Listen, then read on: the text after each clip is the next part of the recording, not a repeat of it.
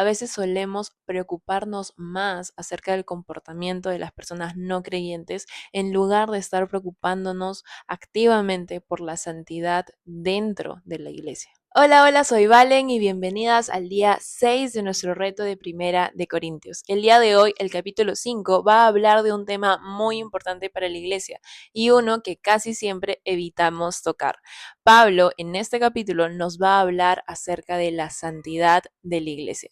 Si es que aún no tienes la guía para este estudio, recuerda que puedes descargarla en el link de la descripción de este video. Y sin nada más que decir, abramos nuestra Biblia y comencemos. Empezamos leyendo los primeros dos versículos, que dice: En efecto, se oye que entre ustedes hay inmoralidad, y una inmoralidad tal como no existe ni siquiera entre los gentiles, al extremo de que alguien tiene la mujer de su padre. Y ustedes se han vuelto arrogantes en lugar de haberse entristecido para que el que de entre ustedes ha cometido esta acción fuera expulsado de en medio de ustedes. Pablo no estaba suavizando para nada sus palabras en este capítulo. Ya hemos conocido un poco más acerca del carácter de Pablo en el capítulo anterior y su forma de hablarle a los creyentes. Y en este capítulo estamos leyendo que en la iglesia de Corinto había un caso de inmoralidad que ni siquiera los gentiles aceptaban. Se nos dice que había un caso en donde un hombre estaba en una relación con la mujer de su padre.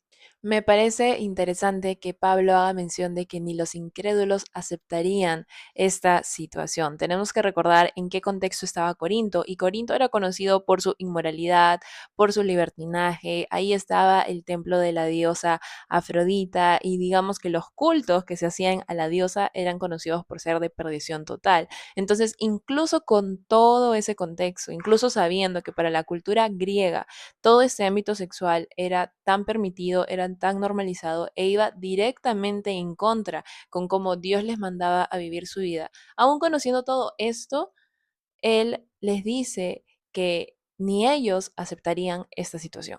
Lo más impactante aquí y contra lo que Pablo principalmente está hablando es con la actitud con la que lo tomó la iglesia de Corinto. La iglesia de Corinto no se entristeció al ver lo que estaba pasando, al contrario, estaban orgullosos, como si nada pasara. Los corintios quizá pensaban que al ignorar lo que estaba pasando era una forma de mostrar amor y gracia hacia la persona, y se estaban enorgulleciendo por esto, pero lo que realmente no sabían era que este pecado estaba destruyendo a la iglesia, y esto es algo que vamos a ir viendo poco a poco.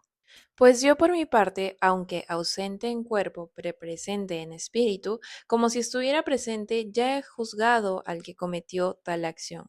En el nombre de nuestro Señor Jesús, cuando estén reunidos y yo con ustedes en espíritu, con el poder de nuestro Señor Jesús, entreguen a ese tal a Satanás para la destrucción de su carne, a fin de que su espíritu sea salvo en el día del Señor Jesús.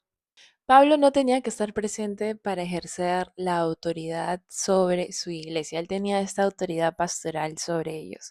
Y justamente lo que dice aquí, que es realmente fuerte, es una parte que es bien controversial. Hay varias posiciones acerca de lo que realmente Pablo quiso decir en esos versículos. Sin embargo, realmente no me quiero centrar en eso. Me quiero centrar en cómo Pablo les está pidiendo que actúen. Y Pablo aquí les está pidiendo que expulsen al autor del pecado para que pueda ver la severidad, la gravedad real del pecado en el que está viviendo. Porque a la larga, este pecado iba a corromper a la iglesia, y eso es lo que Pablo está tratando de explicarnos en toda esta parte de su carta. La idea de esto es que si alguien vive en pecado sin arrepentirse, es necesario que enfrente las consecuencias de su pecado fuera de la comunión de la iglesia, para que así pueda abrir los ojos espiritualmente y entender realmente la situación en la que está. Algo que tenemos que tener en cuenta aquí es que la corrección de la iglesia no es sinónimo a castigo, sino de hecho es sinónimo a un acto de amor. En la Biblia podemos ver que Dios reiteradas veces nos dice que al que ama, Él corrige. ¿Cómo estamos viviendo la corrección de Dios en nuestras vidas? ¿Lo estamos viendo como un castigo o lo estamos viendo como una oportunidad para crecer? Y esta es la parte a la que quería llegar, el versículo 6 al 8, que dice: La jactancia de ustedes no es buena. ¿No saben que un poco de levadura fermenta toda la masa? Limpien la levadura vieja para que sean masa nueva, así como lo son en realidad sin levadura. porque aún Cristo, nuestra Pascua, ha sido santificado. Por tanto, celebremos la fiesta no con la levadura vieja ni con la levadura de malicia y maldad, sino con planes sin levadura de sinceridad y de verdad. Aquí Pablo está comparando la levadura con el pecado. Si es que sabes hacer pan o si es que sabes cuál es el proceso de hacer pan, sabrás que un poco de levadura es suficiente para hacer que toda la masa crezca. Lo mismo pasa con el pecado. Solo hace falta una pizca de pecado dentro de la iglesia que no sea confrontado, que la persona no se arrepienta para que siga creciendo y termine afectando toda la masa, es decir, a toda la iglesia. Algo que se nos tiene que quedar bien grabado en la cabeza es que el pecado nunca se queda pequeño. Si no se trata, si no se confronta, el pecado va a seguir creciendo y creciendo y creciendo. Aquí Pablo está enseñándole a la iglesia de Corinto cómo es que tiene que actuar con respecto al pecado. Les dice que no necesitan tolerarlo, no necesitan aceptarlo, sino al contrario, tienen que confrontarlo y actuar sobre ello. Pero más allá de Pablo estar enseñándole a la iglesia cómo actuar con el pecado, también es una enseñanza para nosotros mismos. Es decir, ¿hay algún pecado en nuestra vida que esté pasando desapercibido, que no lo estemos confrontando y que estemos dejando que crezca y crezca y crezca cada vez más? Y terminamos de leer el capítulo. En mi carta les escribí que no anduvieran en compañía de personas inmorales. No me refería a la gente inmoral de este mundo, o de los codiciosos y estafadores, o a los idólatras, porque entonces tendrían ustedes que salirse del mundo, sino que en efecto les escribí que no anduvieran en compañía de ninguno que, llamándose hermano, es una persona inmoral o avaro o idólatra o difamador o borracho o estafador. Con esa persona ni siquiera coman.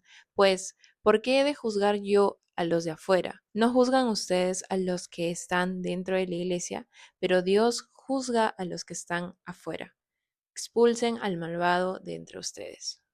Pablo no nos está diciendo aquí que no nos juntemos con las personas no creyentes, porque si fuera así no podríamos vivir en este mundo. Lo que sí nos está diciendo es que cuando un hermano dentro de la iglesia, un creyente, esté viviendo en pecado sin arrepentirse, no podemos hacer como si es que no estuviera pasando algo. Me parece súper interesante esta confrontación porque siento que como hermanos en Cristo, como creyentes, como iglesia, a veces solemos preocuparnos más acerca del comportamiento de las personas no creyentes en lugar de estar preocupándonos activamente por la santidad dentro de la iglesia. Todo esto me recuerda a la importancia que tiene la iglesia para Dios. Ya hemos visto en capítulos anteriores que Dios cuida a la iglesia y todo lo que vaya contra la iglesia es considerado algo severo. Ya hemos visto que la división, los chismes, las habladurías es algo severo para Dios porque estamos yendo en contra de la iglesia y ahora lo estamos viendo de otra manera, porque al dejar que un pecado, por más pequeño que sea, entre a la iglesia, este pecado va a terminar corrompiendo toda la masa. Y es por eso que Dios nos pide aquí que cuando veamos esa situación, si no hay arrepentimiento, la persona tiene que salir fuera de la iglesia. ¿Cómo podemos vivir exhortándonos los unos a los otros en amor para seguir viviendo en santidad? Déjame en comentarios qué es lo que piensas acerca de este capítulo. Yo sé que hay bastantes cosas para aprender que estamos leyendo en Primera de Corintios y estamos conociendo cada vez más cómo es que Pablo le está enseñando a la iglesia de Corinto a afrontar estos problemas. De hecho, se nos vienen capítulos más y más fuertes como lo son el 6 y el 7, así que tenemos mucho todavía que aprender de esta carta de Pablo. Recuerden que el día de hoy tenemos Zoom a las 9 de la noche hora Perú. Con esta hora ustedes pueden ver a qué hora sería en sus países. No se olviden que dentro del PDF ustedes tienen el ID de la reunión y la contraseña para ingresar. Voy a estar compartiendo igual el link por el canal de Telegram y también por las stories en Instagram. Así que nos vemos más tarde e igual nos vemos mañana para seguir leyendo Primera de Corintios juntas. Les mando un fuerte abrazo, muchas bendiciones y chao, chao.